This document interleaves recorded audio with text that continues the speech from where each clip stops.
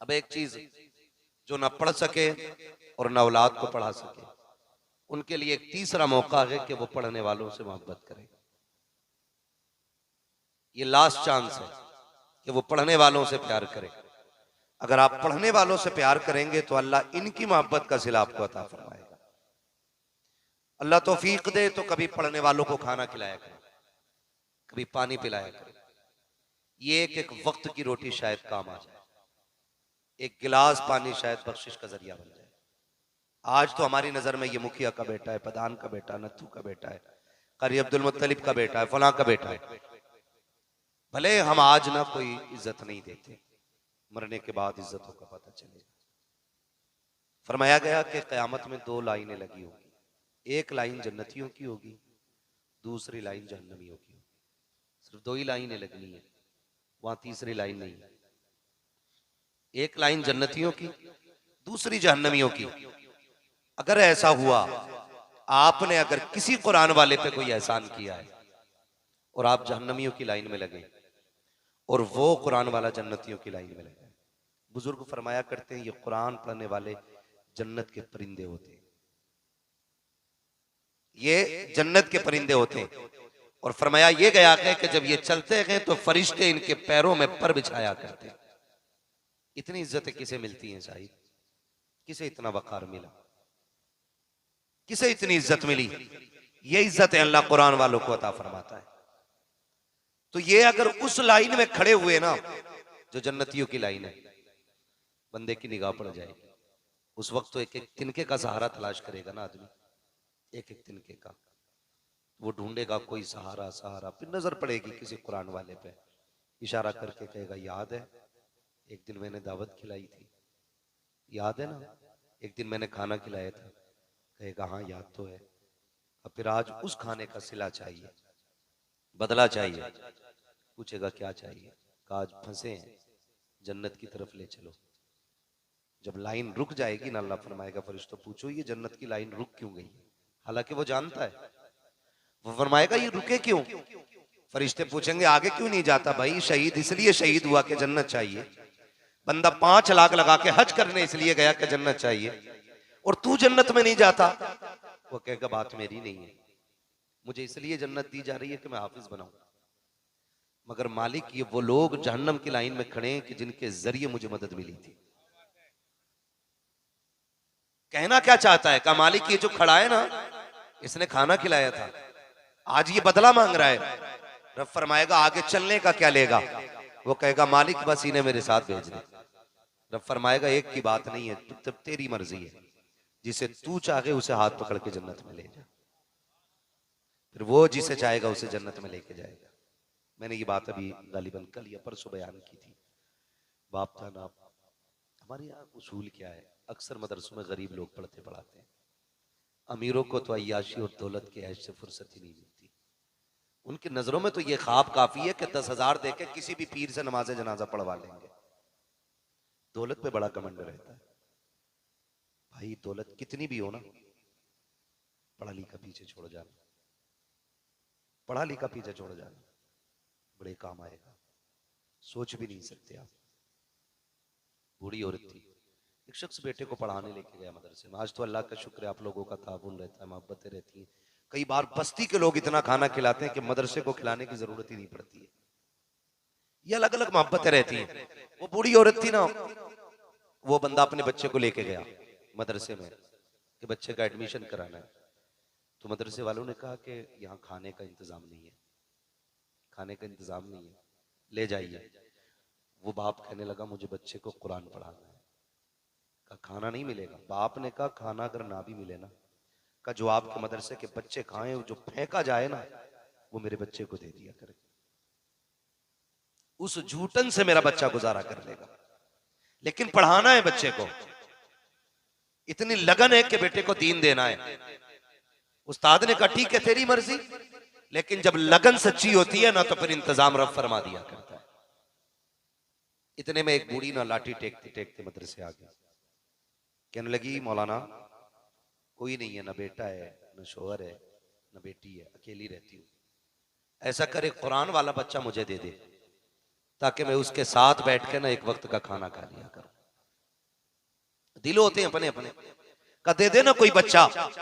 देखा कि एक बच्चा जिसके खाने का इंतजाम नहीं, हजरत ने उंगली पकड़ के कहा मां आज से ये तेरा हो गया है। बूढ़ी बड़ी हंसी खुशी बच्चे को लेके आई, लेकिन उसका एक खुलूस था। बच्चा मदरसे में रहता था, लेकिन उसूल क्या था, जब पहली रोटी निकालती ना चूल्हे से, वो एक रोटी निकाल के रख के कहती ये मेरे हाफिज जी के लिए। आज पहली रोटी के लिए घर में झगड़ा हो जाता है। बहन रोटी बनाती हो, भाई लेके भाग जाए, पीछे पीछे दौड़ के कहती खबरदार पहली रोटी ना खाना, अभी 2-3 रोटियां जुड़ने दे। ये मोहब्बत के रिश्ते होते। तो वो बूढ़ी क्या करती थी, एक रोटी निकालती, पहली रोटी निकाल के रख देती, ये मेरे बेटे के लिए है, बाकी दूसरी तीसरी जो बनती वो उससे खाती, लेकिन पहली रोटी खाती थी वो। बोले निकाल के रख देती थी पहली रोटी। मैं उन नौजवानों को सलाम करता हूं जिन्होंने इस जलसे में मेंबरशिप ली और मेहनत खून पसीने की कमाई का हिस्सा लिया। मशवरा देके जा रहा हूं, कोशिश ये करना कि रोज तुम्हारे दस्तरखान पे कोई ना कोई खाना खा ले। किसी के खाने में रोज तुम्हारा भले 1 रुपया लगाओ, लेकिन लगना चाहिए। मेरे वालिद गिरामी अभी आपने देखा, खलीफे ताजुशरी एक दिन मुझसे कह रहे थे बेटे एक बात बताऊं। मैंने क्या? कहने लगे फिरौन कितना बड़ा जालिम था। मैंने कहा बहुत बड़ा था, खुदाई तक का दावा किया, जमीन फट जानी चाहिए थी, उसे फौरन मर जाना चाहिए था, लेकिन जानते हो वो इतने दिन जिंदा कैसे रहा? मैंने कहा नहीं, आप बताओ। कहने लगे उसके इतने दिन जिंदा रहने की वजह यह थी कि रोज उसके दस्तरखान पे भूखे लोग खाना खाया करते थे। बात समझ रहे हैं? फिरौन जैसा जालिम हो, खुदाई का दावा करने वाला हो, उसके दस्तरखान पे भी भूखा खाए, तो अल्लाह उन भूखों की दुआ की वजह से इन जालिमों को भी पनाह दे देता है। अगर फिरौन जैसे को झूठ मिल सकती है, तो फिर हमने तो हुजूर का कलमा पढ़ा है, हम तो मुस्तफा से प्यार करने वाले लोग हैं। फरमाए मेरे वालिद फरमाने लगे कि तारीख को तहकीक से पढ़ना। जिस दिन वो गर्क हुआ ना दरियाए नील में, उस दिन उसके दस्तरखान पे किसी ने एक लुकमा नहीं खाया था। अगर उस दिन भी उसके दस्तरखान पे कोई खा लेता, अल्लाह उस दिन भी उसको निजात दे देता। तो कोशिश ये करना कोई ना कोई रोज तुम्हारे दस्तरखान पे खाना खाए। वो बूढ़ी ये कहने लगी कि पहली रोटी जो है ना किसके लिए? बोले थक गए क्या आप लोग? इस जवानी में बुढ़ापे जैसी आवाज, अल्लाह सलामत रखे। खाली कोल्ड ड्रिंक ना पिया करो, कभी सत्तू भी खा लिया करो। ये कोल्ड ड्रिंकों ने हड्डियां गला दी है नौजवानों की। समझ रहे मेरी बात? बूढ़ी पहली रोटी निकाल के रख देती है कि ये हाफिज जी के लिए। रोज आते खाते जाते, वक्त गुजरता गया। हम के अलिफ से लेकर के वन्नास के सीन तक सबक चलते रहे। और जब कोई खाना खिला के कुरान वालों को ज्यादा प्यार देता है ना, तो ये कुरान वाले भी हद कर देते हैं। उस घर की खातून को माँ कहते हैं, उस घर के बूढ़े को बाप कहते हैं, फिर एक औलाद होने का हक अदा करते हैं। ये कुरान वालों की कुर्बानियां होती हैं। आता रहा जाता रहा। जिस दिन खत्म था ना कुरान शरीफ का, पूरा परिवार आया। जैसी वन्नास पे सांस टूटी ना, घर वाले उठे हार पहनाने के लिए। उसने कहा ठहर जाइए, पहले ये खुशखबरी उस माँ को देने जाऊंगा जिसने मुझे रोज रोटी बना के खिलाई है। सबको छोड़ गया, दौड़ करके जब उस खातून के दरवाजे पे गया ना जिसने रोटी खिलाई थी, भीड़ लगी थी लोगों की। पूछा क्या हुआ? कहा आज सुबह इस खातून का इंतकाल हो गया। रोता हुआ वापस आने लगा। वापस आया मदरसे में, माँ बाप ने कहा क्या हुआ? कहा आज वो माँ चली गई जिसने खाना खिलाया था। गया क्यों था? कहा मैं उसे आज खुशखबरी सबसे पहले देना चाहता था कि माँ तेरी रोटियां रंग ले आई हैं, तेरा बेटा कुरान का हाफिज हो गया है। रोता हुआ वापस आया, लेकिन तारीख गवाह है अगले दिन फिर जब बच्चा उसी दरवाजे पे गया ना, मोहल्ले में बातें हो रही थी। कोई कहता था मैंने इस खातून को जन्नत में देखा है, कोई कहता था मैंने देखा जन्नत में, कोई कहता था मैंने देखा। सबने पूछा देखा किस हाल में? कहा वो जन्नत में टहल रही थी। हमने कहा कैसे जन्नत मिल गई? उसने कहा एक बच्चे को रोटी खिलाने के बदले में अल्लाह ने जन्नत अता फरमा दी। ये खिदमत का सिला होता है कुरान वालों की। ये खिदमत का सिला होता है। ये तो उनकी अजमत है जो कुरान वालों को खाना खिलाते हैं। फिर जिनके बेटे हाफिज बने उनकी शान का आलम क्या होगा। आप दुआएं किया करो, अल्लाह हमारी नस्लों को कुरान वाला बनाए, हमारे खानदान में इल्म वाले पैदा फरमाए, हमारे खानदान के अंदर अल्लाह कुरान वाले पैदा फरमाए। एक लाश दिल्ली से लाने में ना, एक लाश दिल्ली से लाने में कई हजार का केमिकल लग जाता है, तब भी 3 दिन से ज्यादा लाश नहीं बचती है। ये कुरान का कमाल है। जब जनाजा उठ के जाता है ना, तो फिर मसला ये नहीं है नेकियां कितनी है, फिर मसला ये नहीं है अमल क्या है, फिर मसला ये नहीं है करता क्या रहा है, फिर हुक्म ये होता है जमीन खबरदार, ख्याल रखना मेरा कुरान वाला आ रहा है।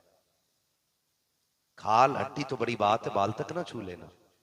जमीन कहती मालिक मुझे पता है इसके सीने में तेरा कुरान है, वादा करती हूँ इसके कफन तक को मैला नहीं होने दूंगी, जैसा ले रही हूं वैसा ही कयामत में लौटा दिया जाएगा और जमाना देखेगा ये कुरान वाले जैसे जाएंगे वैसे ही उठाए जाएंगे। लेकिन पढ़ने वालों से गुजारिश करूंगा, ये तो उनके लिए था जिन्होंने पढ़ाया, अब उनसे बात करूं जो पढ़े हैं, खबरदार याद रखना मैं मिंबर से लेकर नीचे तक सारे लोगों की बात करूं। हजरत एक बाप अपने बच्चों को पढ़ाता है, लेकिन पूरी जिंदगी उसे कुरान सुनने की फुर्सत नहीं मिलती है। पूरी जिंदगी बाप को बेटे से पूरा कुरान सुनने की फुर्सत नहीं मिलती, क्योंकि महंगाई इतनी है, तंगदस्ती इतनी है कि पूरी जिंदगी एक खर्च के लिए बाप दौड़ता रहता है, एक परिवार चलाने के लिए बाप दौड़ता रहता है, इधर से उधर उधर से उधर। इतनी मोहलत उसे नहीं मिल सकी। जिस बेटे को फाके काट के हाफिज बनाया, एक दिन बैठ के उससे पूरा कुरान सुन लेता। अब हाफिजों की ड्यूटी है, जब बाप कब्रिस्तान चला जाए ना, तो जब लोग मिट्टी दे के लौट आए, तो बेटों की जिम्मेदारी बनती है बाप की कब्र पे बैठ जाएं और कहें अब्बा पूरी जिंदगी तुझे जमीन पे कुरान सुनने की फुर्सत नहीं मिली, आज तू भी फुर्सत में है, हम भी फुर्सत में हैं। उतनी देर बैठे रहना जब तक पूरा कुरान अपने बाप को कब्र पे सुनाना। तो पूरा कुरान जब मुकम्मल हो जाए तब कब्र से उठ के आना। हमारा ईमान कहता है कुरान मुकम्मल बाद में होगा, बख्शिश की जमानत अल्लाह कब्र में पहले अता फरमा देगा। ये जिम्मेदारी है पढ़ने वालों की। और शागिर्दों से भी आखिरी बात है, जब तक जिंदा रहना उस्ताद की इज्जत करते रहना, उस्ताद की इज्जत करते रहना। जब तक उस्ताद की इज्जत करते रहेंगे अल्लाह आपको बड़ा बना देगा। जिस दिन आप बड़े बन गए उसी दिन आप समझ लेना छोटे होने शुरू हो जाएंगे।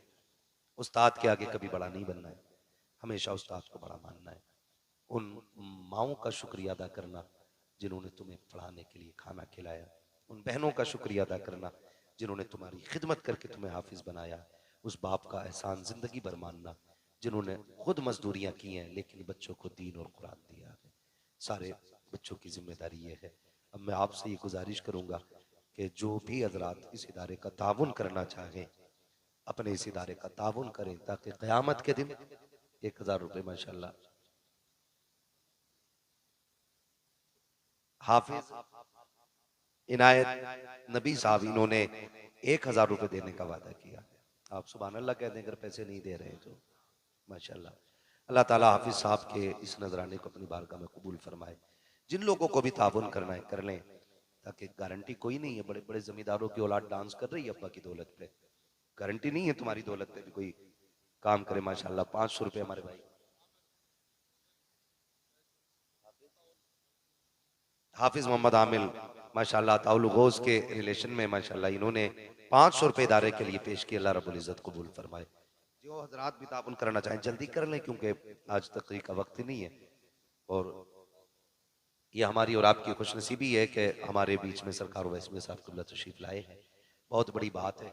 आप हजरात से गुजारिश है जो हजरात भी ताउन करना चाहते हैं जल्द अज जल्द इदारे का ताउन करें, ताकि आपके खून पसीने की कमाई से मदरसे में माशाल्लाह ये हमारे साबिर रजा इलाहाबादी बहुत अच्छी नाते पाक पड़ी है। 500 रुपये इन्होंने माशाल्लाह इदारे के लिए पेश किए हैं। अताउल गौस के दादा बड़ी कम खुशी हुई है, दादा को 100 रुपये पेश किए हैं माशाल्लाह। उम्मीद है इंशाल्लाह और भी हमारे अताउल गौस भाई के चाचा 500 रुपये इन्होंने पेश किए हैं। भाई रिश्तेदार तो कारी साहब के बच्चों के भी होंगे ना, हैं खाला फूफी फूफा, काफी लंबी रिश्तेदारी रहती है। खाना तो काफी लंबा था ना, खाना काफी लंबा था माशाल्लाह। हमारे भाई हाफिज मोनी